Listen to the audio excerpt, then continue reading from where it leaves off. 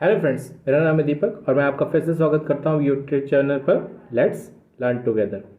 हम अपने YouTube channel पे दो सीरीज चला रहे हैं यूपीएससी सी सेट के मैथ्स और रीजनिंग के क्वेश्चन फ्रॉम 2011 टू 2020 और दूसरा पॉलिटी के क्वेश्चंस प्री के फ्रॉम 2011 टू 2020। पॉलिटी के 2020 के सारे क्वेश्चन हमने कवर कर लिए हैं और सी सेट के 2020 के ये हमारा लास्ट सेशन होगा जिसमें हम बचे हुए 11 क्वेश्चन करेंगे। So let's start the session. So last part में हमने क्वेश्चन नंबर 69 तक किया था और ये हमारा यूपीएससी सी सेट के प्री के 2020 का लास्ट पार्ट होगा जिसमें हम लास्ट 11 क्वेश्चन करेंगे from question number 70 to question number 80। तो let's start with question number 70। As a result of 25% hike in the price of rice per kg, a person is able to purchase 6 kg less for rupees 1200. What was the original price of the rice? इसका कहने का मतलब है कि अगर पर KG rice की price में 25% बढ़ा दिया गया है तो एक आदमी 1200 रुपये में जो पहले लेता था उससे 6 किलो कम ले पा रहा है। तो इसने ओरिजिनल प्राइस पूछी है। तो हमें क्या गिवन है, 25% अगर हाइक हुआ है तो कितना फ़र्क पड़ा है, विच इज़ 6 kg। तो 100% का क्या होता, 100% देखेंगे तो this is which is multiply by 4। तो 6 इंटू मल्टीप्लाई बाई 4 कितना हो जाएगा आपका 24 kg।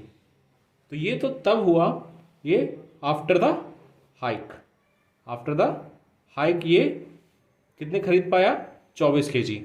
तो उससे पहले कितना खरीद रहा था, 6 kg उसमें ऐड कर देंगे, 24 plus 6 which is 30 kg। 30 kg वो ओरिजिनली खरीद रहा था। टोटल प्राइस में हमें क्या चाहिए, पर केजी कॉस्ट ओरिजिनल, राइट। तो इनिशियली कितने कितने रुपए थे हमारे पास, 1200। कितनी केजी राइस ली है हमने, 30 kg। तो हमारी प्राइस क्या आ गई, 40 rupees per KG.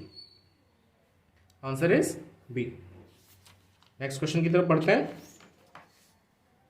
Question number 71। If a person X can complete 20% of work in 8 days and another person y completes 25% of the same work in 6 days, if they work together in how many days 40% of the work will be completed? So हमें पहले क्या बताया है, ये एक time and work का question है, right. X कितना करता है, एक्स अपना 20% काम करता है कितने दिन में, 8 days में। तो भाई रिमेनिंग ये 100% कितने दिन में करेगा, 100% के लिए लगेगा इसको 8 into 5 which is 40 days। Similarly Y का देखते हैं, वाई ने क्या कहा, 25% काम उसको कितना लगा, ये लगे इसको 6 days।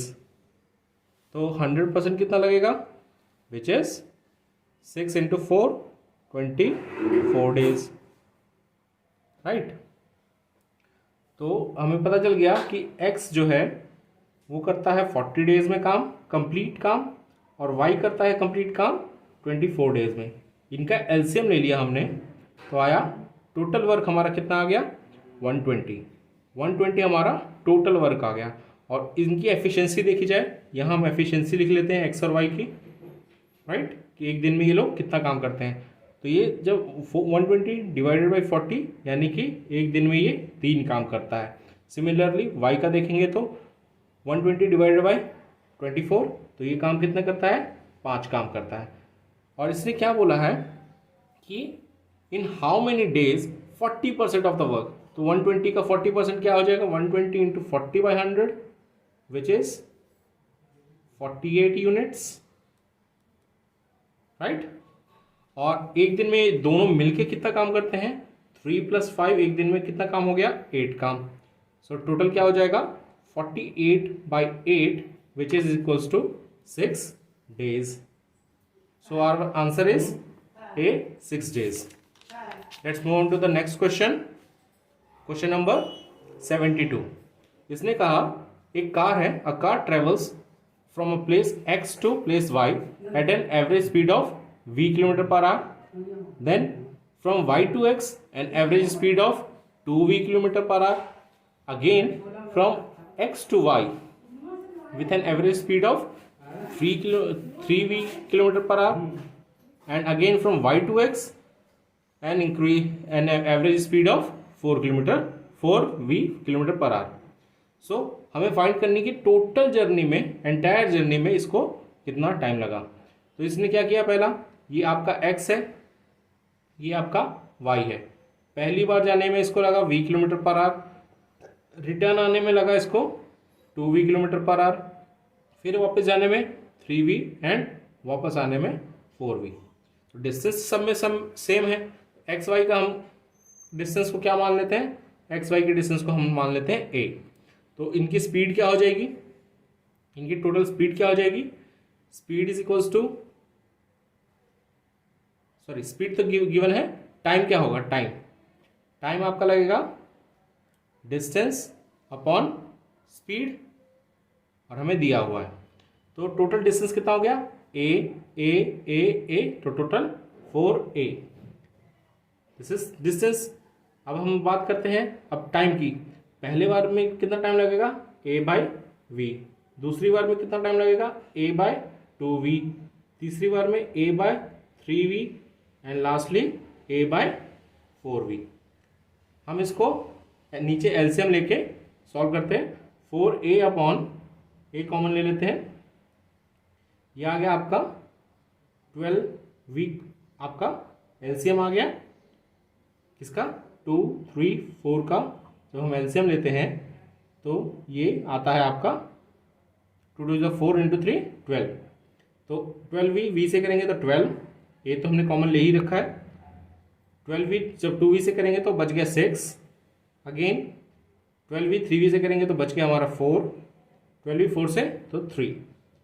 तो हमारे पास क्या रह गया, a से a कैंसिल आउट, तो ये आ गया आपका 12v ऊपर चला जाएगा विच इज इक्वल्स टू 48v, और नीचे आपका क्या आ गया 25। 12 plus 6 plus 4 plus 3 is equals to 25। ये जो होगा लेस देन 2v होगा, but it is greater than v।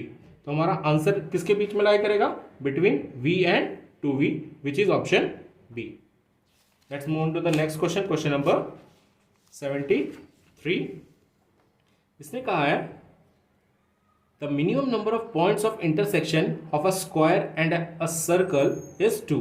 जब भी कोई सर्कल हो, चाहे सर्कल के ऊपर आप स्क्वायर बनाएं, सॉरी सर्कल है उसके अंदर आप अगर स्क्वायर बनाएं, या एक स्क्वायर के अंदर आप एक सर्कल क्रिएट बनाएं, तो इन दोनों ही केस में मिनिमम इंटरसेक्शन पॉइंट कितने हो गए, 1, 2, 3 एंड 4, दोनों ही केस में 4 हो जाते हैं। तो ये वाला जिसने कहा हमें minimum is 2, which is a wrong statement.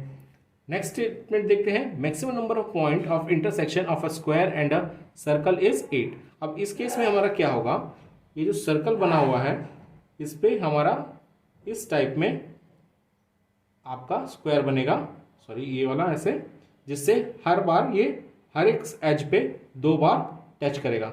Her as पे दो टच है, यानी कि total is 4 into 2 is equals to 8। Similarly जब हम वो करेंगे, दूसरा पार्ट करेंगे कि सर्कल को अंदर रखते हैं और इसकी तो ये हमारा कितना आ गया 8। तो हमारा ये तो सही है, ये स्टेटमेंट हमारा बिल्कुल सही है।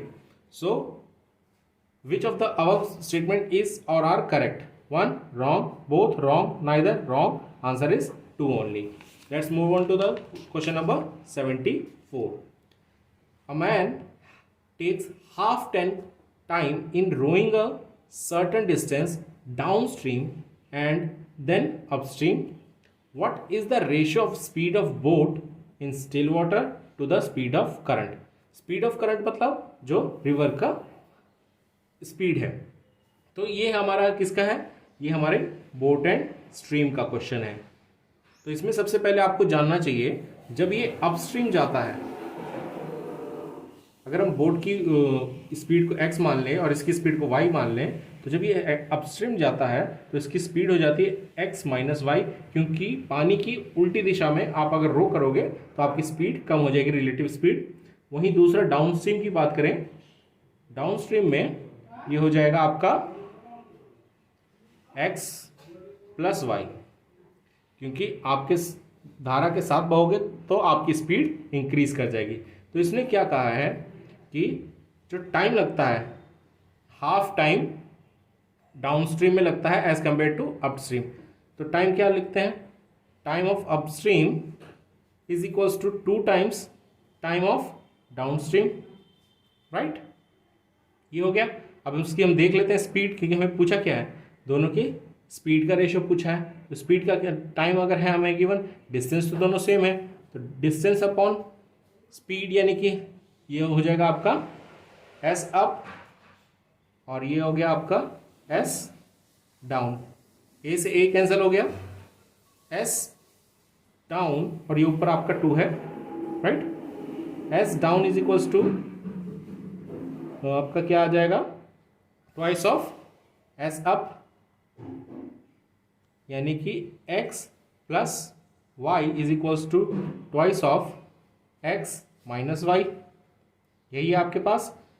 जब ये खुलेगा तो ये क्या आ जाएगा आपका x is equals to 3y, यानी कि जो बोट की स्पीड है यानी x अपॉन वाई हम करें विच इज इक्वल्स टू 3:1, और हमें यही पूछा गया है कि बोट बाय वाटर क्या होगी, तो आंसर इज 3:1।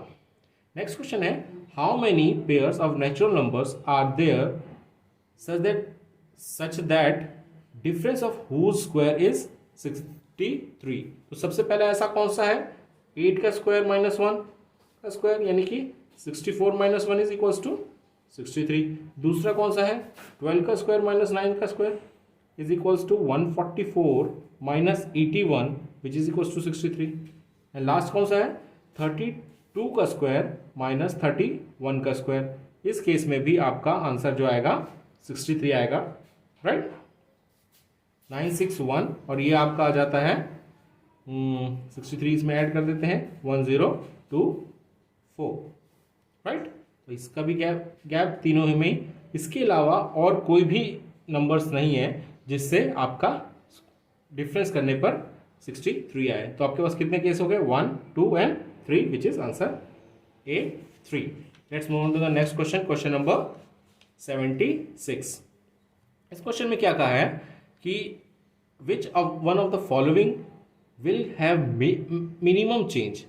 आपको पूरा है मिनिमम चेंज आना चाहिए in its value if 5 is added to both numerator as well as denominator of the fractions this 2/3, 3/4, 4/5 and 5/6। ऐसे कोई केस में हम लोग को एक सिंपल सी चीज़ याद रखनी चाहिए, जो भी जितना बड़ा नंबर होगा, लेट सपोज हमारे पास नंबर क्या है 100, एक नंबर 100 है, एक नंबर 10 है। अगर दोनों में हम 5 प्लस करें, 5 प्लस करने की बात हुई तो किस नंबर में मिनिमम चेंज आएगा। अब ये देखिए 10 से ये 15 हो गया, यानी कि इसका चेंज जो होगा नियरली 50% होगा। और यहाँ 100 से 105 हुआ है तो इसका चेंज कितना होगा 5%। तो जितना भी बड़ा नंबर होता चला जाएगा वैसे ही आपका जो चेंज होगा वो मिनिमम होता चला जाएगा। तो इसमें से सबसे बड़ा नंबर कौन सा है, 2/3, 3/4, 4/5 या 5/6, answer is 5/6। So our answer becomes 5/6, जो कि प्लस ऊपर या प्लस नीचे करने पर मिनिमम चेंज देगा। नेक्स्ट क्वेश्चन है, a digit n greater than 3, यानी कि n की वैल्यू 3 से ऊपर है and it is divisible by 3, okay, it should be a multiple of 3 but not divisible by 6। यानी कि कौन कौन से नंबर हो सकते हैं, सबसे पहला नंबर 9 हो सकता है, दूसरा नंबर 12 विच इज 6 से मल्टीपल, वो नहीं होगा। उसके बाद देखेंगे तो 15 यस, 18 नहीं होगा, 6 का मल्टीपल 21 एंड सो ऑन। तो ये सारे नंबर क्या आ रहे हैं हमारे ऑड, राइट। तो अब हम इसको चेक करते हैं कि हमें क्या चेक करना, विच one of the following is divisible by 4। Let suppose हमारा n की वैल्यू 9 है, तो क्या हो जाएगा 2 × 9 विच इज इक्वल्स टू 18। क्या ये डिविजिबल है 4 से, नहीं, ये कभी नहीं होगा। अब 3 का किसी भी ऑड नंबर का किसी भी ऑड नंबर से मल्टीप्लिकेशन करोगे तो अब हमेशा ही ऑड देगा, तो ऑड तो कभी भी आपका ऑप्शन में आंसर नहीं बनेगा। नेक्स्ट देखते हैं, अगर आपका 18 यानी अगर 2n 4 से डिविजिबल नहीं है तो 2n + 4 किस तरह से डिविजिबल हो सकता है, फिर भी चेक कर लेते हैं। 2 × 9 + 4 which is equal to 22, it is also not. तो आपका पास बचा क्या, 3n + 1 is the right answer. Check कर लेते हैं, 3 × 9 + 1 यानी कि आपका क्या हो गया, 27 + 1 is equal to 28। Is it divisible by 4? Yes, it is divisible by 4। तो हम नेक्स्ट करते हैं, नेक्स्ट क्वेश्चन नंबर 78। इससे कहा है, if 1 litre of water weighs 1 kg then how many cubic millilitre of water will weigh 0.1 gram. सबसे पहले तो हमें ये पता होना चाहिए कि 1 लीटर ऑफ वाटर को क्यूबिक मिलीलीटर में कैसे लिखते हैं। हमारे पास गिवन होता है 1 लीटर, जो वो एक स्टैंडर्ड रूल होता है, उसके हिसाब से 100 सेंटीमीटर क्यूबिक होता है, राइट। और 1 सेंटीमीटर में कितने वो रहते हैं आपके, 10 मिलीलीटर, ठीक है। तो 1 लीटर इज इक्वल्स टू कितना हो गया, 1 लीटर इज इक्वल्स टू 1 एक और 0 सेंटीमीटर मिलीमीटर क्यूबिक, यानी कि आपके पास क्या हो जाएगा, 10⁶ मिलीमीटर क्यूबिक। और 1 लीटर की वैल्यू कितनी है, 1000 kg as per the statement. 1000 gram 1 kg की वैल्यू है 1000 ग्राम। तो यहां से हमारा क्या आ जाएगा, मिलीलीटर क्यूबिक। 3 0 से 3 0 काट दिए, राइट। अब हमें ये तो हो गया 1 ग्राम की वैल्यू। 1 ग्राम की वैल्यू कितनी हो गई, 1000 मिलीमीटर क्यूबिक। लेकिन हमें पूछा कितने किसका है, 0.1। तो इसके लिए हम क्या करेंगे, बोथ साइड को हम 10 से डिवाइड कर देंगे। तो ये क्या हो जाएगा, 0.1 gram is equals to 100 millimetre cubic. तो आंसर आपका क्या आ गया, answer is C, 100 millimetre cubic. So let's move on to the next question number 79। A vessel full of water weighs 40 kg। ये आपके पास एक वेसल है, ठीक है, इसका टोटल वजन कितना दिया हुआ है, 40 kg। उसके बाद क्या कहा, इफ 1/3 इज फिल्ड, यानी कि अभी तो ये फुल फिल्ड था, अगर ये 1/3 फिल्ड रहा, यानी कि यहां तक ये भरा हुआ है 1/3, दिस इज 1/3, तो इसका वजन कितना आ रहा है, 20 kg। What is the weight of empty vessel, हमें इस वेसल की वैल्यू निकालनी है। अब अगर ये 1/3 है तो ये वैल्यू कितनी हो जाएगी, 2/3, राइट। और 2/3 ऑफ वाटर, उसकी वैल्यू क्या हो गई, 40 - 20 विच इज 20 kg, राइट। अगर ये 2/3 की वैल्यू 20 kg है तो टोटल वाटर कितना हो जाएगा, टोटल वाटर हो गया आपका 30 kg। टोटल वाटर अगर 30 kg आ गया तो हमें क्या दिया हुआ है, vessel plus water which is equals to 40। तो वेसल कितना आ जाएगा, ये आ गया आपका vessel is equals to 40 - 30 which is equals to 10 kg आपके वेसल की भार होगा। वैसे भी अगर हम ऑप्शन से जाते तो सबसे पहले अगर हमें ये पता है 1/3 भरे होने के बावजूद ये 20 kg का है, तो 25 kg तो कभी नहीं हो सकता, दूसरा 20 kg तो कभी नहीं हो सकता। हमारा ऑप्शन फर्स्ट था आइदर ए और सी में, तो ये कैलकुलेशन आपको सीधा आंसर आपके question answer A equals to 10 पे ले आती। Okay, let's move on to the next question and the last question of the session. ये इस क्वेश्चन के साथ आपका 2020 का सारे मैथ्स और रीजनिंग के क्वेश्चंस कंप्लीट हो जाएंगे। तो let's start the question number 80। A frog tries to come out of a dried well. एक वेल में एक फ्रॉग है, वो अंदर है, सूखी हुई वेल है, और कितने डीप है, 4.5 मीटर, राइट। 4.5 मीटर डीप है एक वेल, उसमें एक है फ्रॉग और उसकी क्या है, स्लिपरी वॉल्स हैं। इसका मतलब अगर वो ऊपर आने की कोशिश करता है तो स्लिप भी मारेगा। तो इसने क्या कहा, every time frog jumps 30 centimetre, यानी कि फ्रॉग की कैपेसिटी कितनी है, 30 सेंटीमीटर एक बार में। लेकिन स्लाइड्स डाउन कितना हो जाता है 15, यानी कि वापस कितना आ जाता है 15 और, यानी कि दो जंप मतलब एक जंप का ओवरऑल रिजल्टेंट कितना होगा 15 सेंटीमीटर। यही आप कुछ लोग गलती कर जाते हैं, इन्होंने देख लिया कि ओवरऑल 15 सेंटीमीटर है एक जंप का, तो टोटल हमारे पास कितना है 450 सेंटीमीटर। इसको डिवाइड मार देंगे और ये आपका सीधा लिखेंगे 30 और आप सी आंसर मार के आगे बढ़ जाएंगे, लेकिन ये गलत है, राइट। 15 सेंटीमीटर इसका रिजल्टेंट है, लेकिन हमें ये पता है अगर ये 4.5 को हम लिख सकते हैं ना 450 सेंटीमीटर, राइट। लास्ट के जो 30 सेंटीमीटर है वो एक जंप में ही कंप्लीट कर लेगा, वहाँ तो हमें रिजल्टेंट ढूंढना नहीं पड़ेगा। तो इसमें से हम अगर 30 माइनस कर देते हैं तो रिमेनिंग कितना बच गया 420 सेंटीमीटर। अब 420 सेंटीमीटर के लिए आप चेक कर लीजिए 15 से डिवाइड करके, 15 से डिवाइड करने पर आपका आता है 28 टाइम्स, यानी कि 28 टाइम्स जंप करने पे वो 4.2 मीटर क्रॉस कर लेता है। यानी कि एक और जंप करेगा तो 30 सेंटीमीटर और मारेगा, तो आपका कितना हो जाएगा 4.5। तो 28 + 1 = 29।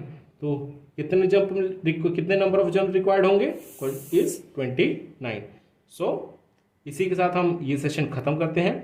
अगले वीडियोस में हम मिलेंगे पॉलिटी के 2019 के प्री के क्वेश्चन से, उसको हम 2 पार्ट में कवर करेंगे एंड देन हम लोग बढ़ेंगे वापस 2019 के सी सेट के क्वेश्चन पे।